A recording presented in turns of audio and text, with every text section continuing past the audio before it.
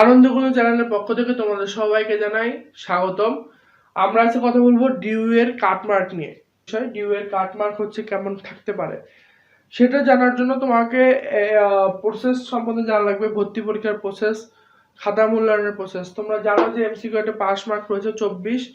তোমরা হয়তো অনেকে ধারণা করতে পারতেছো যে 24 পেলে হয়তো আমার খাতা দেখে নিবে, কিন্তু এটা এমন না যে তোমার খাতা 24 পেলে দেখা হবে। তোমাকে বলে দিচ্ছে 24 নাম্বারটা কাটমার্ক, 24 নাম্বারটা হচ্ছে পাস মার্ক। কিন্তু তোমাকে বুঝতে হবে যে তোমাকে একটা নির্দিষ্ট সংখ্যক নাম্বার পেতে হবে, সম্মানজনক মার্ক। যে সম্মানজনক মার্কের উপর বিশেষ করে তোমার রিটেন খাতাটা দেখা হবে। এবং তোমাকে ধরো যে এমসিকিউ তুমি যে নাম্বারটা পাবা সেই নাম্বার অনুযায়ী ওনারা সিরিয়াল করবে, এবং সিরিয়াল করে প্রথম 10,000 জনের এমসিকিউ নাম্বার অনুযায়ী প্রথম 10,000 জনের রিটেন খাতাটা দেখা হবে।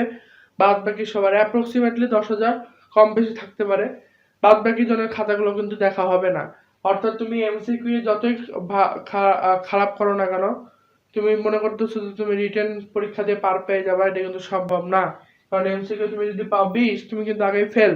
তবে তুমি যদি পাও 24, তাও কিন্তু তোমার রিটেন খাতাটা দেখা হবে না। অর্থাৎ তোমাকে একটা ভালো নাম্বার পেতে হবে। এবং সম্মানজনক মার্ক বলতে কত বোঝায়, এটা আমার কাছে মনে হয় 30 থেকে 35-এর মধ্যে কোনো একটা মার্ক হবে, কোশ্চেনের উপর ডিপেন্ড করে। কোশ্চেন যদি কঠিন হয় তাহলে 30, কোশ্চেন যদি সহজ হয় তাহলে 35 বা এর আশেপাশে কোনো একটা মার্ক হবে। এবং এই সম্মানজনক মার্ক পেলে তুমি রিটেন খাতাটা তোমার দেখা হবে। এমন ঘটনা হচ্ছে তুমি এই 30 থেকে 35 নাম্বার পেলে কি তুমি চান্স পাবা, এমনটা কিন্তু কথা না। তোমাকে রিটেনে তাহলে কিন্তু 40-40ই পেতে হবে। কারণ চান্স পাওয়ার জন্য তোমার একটা ভালো নাম্বার লাগবে, সেটা 60-এর উপর কোনো একটা ফিগার হতে হবে, 65 আপ পেতে হবে। তাহলে হয়তো তুমি একটা ভালো নাম্বার পাও, ভালো একটা সাবজেক্ট, ভালো একটা নাম্বার বা চান্স পাওয়ার মতো একটা নাম্বার পাবা। 60-এর উপর পাইতে হবে, এটা হলো কথা। তাহলে তুমি যদি এরকম 5 নাম্বার পাও,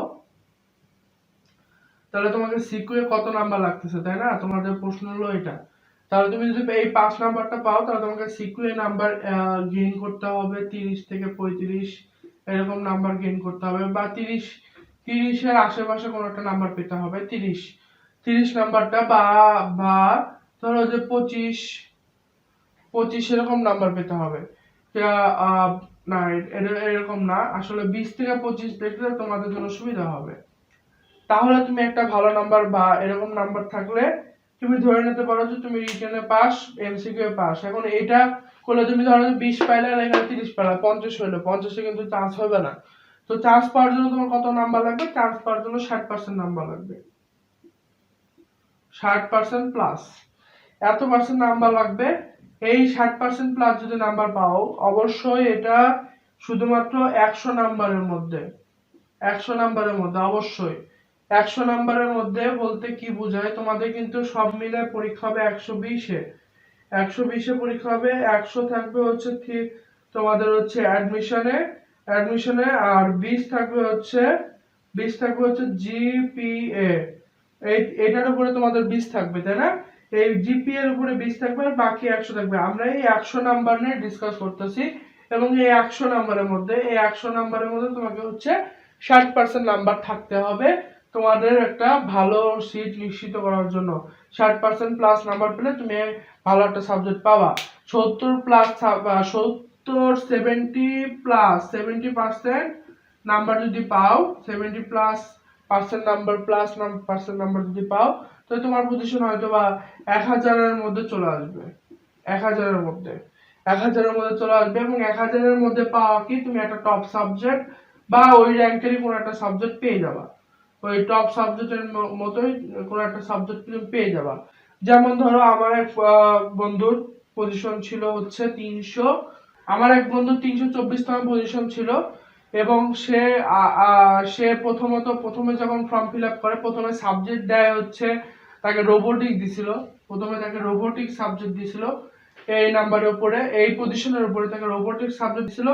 এবং নেক্সট স্টার মাইগ্রেশন করে টপ সাবজেক্ট, সে প্রথমে সাবজেক্ট দিল সিএসসি, সেই সিএসসি সাবজেক্ট চলে আসছে। তাদের ডিপার্টমেন্টের স্টুডেন্ট প্রায় 65-র মতো, 65-র আশেপাশে, 63-64 এরকম হবে। এবং তার কিন্তু সিএসসি এটা টপ সাবজেক্ট। সিএসসি আর জেনেটিক ইঞ্জিনিয়ারিং জিই, যেটা এই দুটো কিন্তু টপ সাবজেক্ট হচ্ছে ঢাকা ভার্সিটির। তারা একটা টপ সাবজেক্ট সে পেয়ে গেছে। এই জিইরও ধরো 60-60টার মতো সিট, 60টারও কম, মানে 30-35টার মতো সিট। 60টারও কম, এত বেশি হবে না, 30 থেকে 35টার মতো সিট হবে। তাহলে দেখো তার 90টা সিট দখল করার জন্য কত পজিশন গেছে? 350 পজিশন গেছে, প্রায় 350 পজিশন গেছে। অর্থাৎ তুমি চিন্তা করতে পারো যে তোমার যদি ওই 1000-এর মধ্যে পজিশন থাকে, তুমি একটা টপ সাবজেক্ট পাবা। সেটা হতে পারে তোমার রোবোটিক্স বা যেগুলো তোমার নিউক্লিয়ার, যেগুলো হচ্ছে টপ সাবজেক্ট, এগুলো তুমি পেতে পারো তোমার যদি পজিশন 1000-এর উপরে থাকে। এবং তোমার যদি এরকম অ্যাবিলিটি থাকে তাহলে তোমার টপ সাবজেক্ট পাওয়ার জন্য তোমাকে 70 আপ করতে হবে। অর্থাৎ তোমাকে এমসিকিউ এর একটা ভালো ফিগার নাম্বার তুলতে হবে। সেটা হতে পারে 45+। কারণ আমি রিটার্নের নাম্বার খুব একটা পাওয়া যায় না, রিটার্নে খুব নাম্বার কাটে। রিটার্নে এটা যদি 45+ পাও, এখানে যদি 20-25% নাম্বার পাও, তাহলে হয়তো বা 25% না, 20-25 যদি পাও, 20 যদি পাও, তাহলে হয় 65, তাহলে তোমার চান্স শিওর। যদি 25 পাও, তাহলে তুমি টপ সাবজেক্ট পাবা। এটা হলো মূল কথা। এটা ছিল কাটমার্ক। এরকম নাম্বার থাকলে হয়তো বা তোমার এবার চান্স হয়ে যাওয়ার সম্ভাবনা রয়েছে, যদি প্রশ্ন স্ট্যান্ডার্ড হয়। আর যদি প্রশ্ন কঠিন হয়, তাহলে এই প্রত্যেকটা ফিগারে পরিবর্তন আসবে, প্রত্যেকটা ফিগারে পরিবর্তন আসবে, এবং হয়তোবা এই প্রত্যেকটা ফিগারে একটা কিছু না একটা কিছু পরিবর্তন আসবে। তো চেষ্টা করবা, অবশ্যই চেষ্টা করবা কত পার্সেন্ট নাম্বার তোলার? 70% নাম্বার তোলার। তারপরে যদি কমে 60% বা 60 নিচে যেন না যায়, তাহলে কিন্তু সাবজেক্ট পাওয়াটা মুশকিল হয়ে যাবে। তো আশা করতেছি তোমাদের পরীক্ষা ভালো হবে। ঢাকা ভার্সিটি ভর্তি পরীক্ষা দাও। তোমার স্বপ্নের ক্যাম্পাসে তুমি বিচরণ করার একটা প্রথম ধাপ অতিক্রম করো। তারপরে আশা করা যায় তোমাদের স্বপ্ন পূরণ হবে। আমাদের আনন্দবন্ধু চ্যানেলের পক্ষ থেকে তোমাদের সাধুবাদ জানানো হচ্ছে, এবং তোমাদের আশা পূরণ হোক, এই আশীর্বাদ দোয়া আমার পক্ষ থেকে থাকবে। ভালো থেকো, সুস্থ থেকো, আনন্দবন্ধু চ্যানেলের সঙ্গেই থেকো।